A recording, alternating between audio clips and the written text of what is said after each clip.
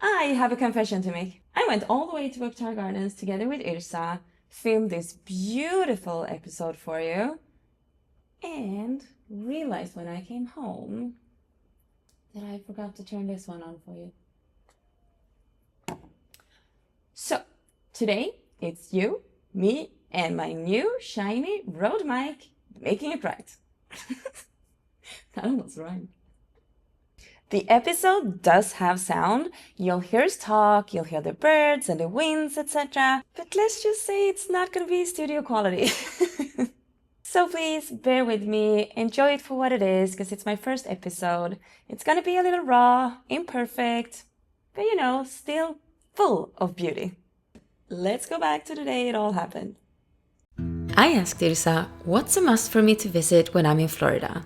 And since both of us are big nature geeks, she recommended Bok Tower Gardens. Any place that includes the words garden and bok, which is the actual Swedish spelling of the English word book, has me hooked. So join us for this exciting day. You can easily access the garden by car, so we're stopping by a first watch along the way, which is actually a personal favorite of mine. The first time I tried it was when I visited Irsa back in 2019 when she was living in Arizona.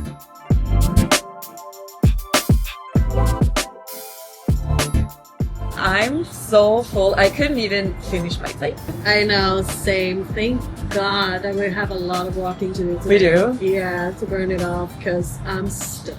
Should we get going? Yes, let's. Bok Tower Garden was founded by Edward Bok, and my first thought was that Edward was Swedish because of the word bok, but it turned out he was a Dutch living in Philadelphia. Edward was a Pulitzer Prize-winning publisher and philanthropist and created the Tower Gardens as a gift of gratitude to the American people. To design the gardens, Edward hired Frederick Law Olmsted Jr., who is the son of the designer of Central Park.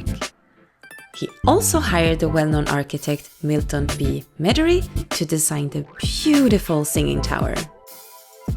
The decorative sculptures and the main entrance to the tower were designed by Lee Laurie, one of America's foremost architectural sculptors who also did the famous statue of Atlas at Rockefeller Center.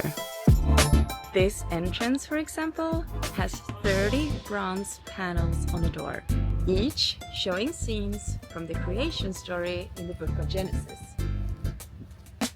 In other words, it's like a Bible in metal. How cool is that? It took about 6 years to complete the Bok Tower Gardens, from the initial landscaping design in 1924 to the tower's dedication in 1929. The tower is 205 feet tall, and the reason it's called the Singing Tower is because the tower houses a 60-bell carry-on.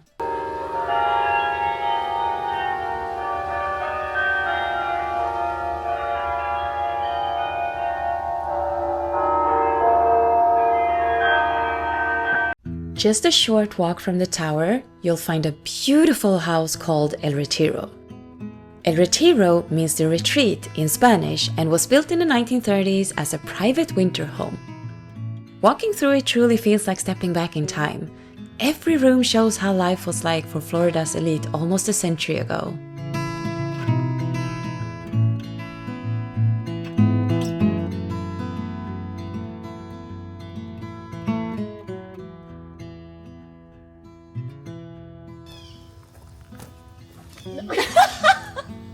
You want to know something cool? Yes.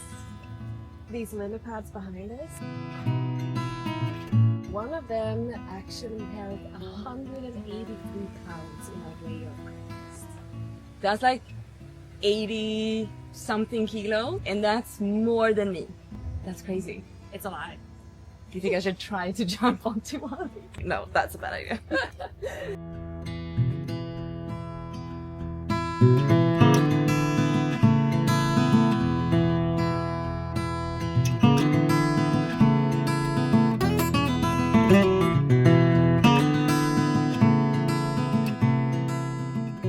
I love the time we live in. I can fly all across the world, I can FaceTime my loved ones and actually see them when I'm away, and I can bring you along to these amazing places. But the real magic is what happens when I stop filming, take a deep breath,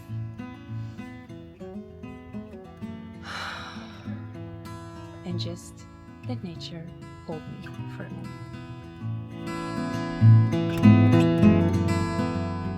Well, we made it through. If you've been watching this whole time, thank you for joining me on these little adventures, even when they don't go perfectly. I promise to do my best to make every episode better and better. Until next time, hej då!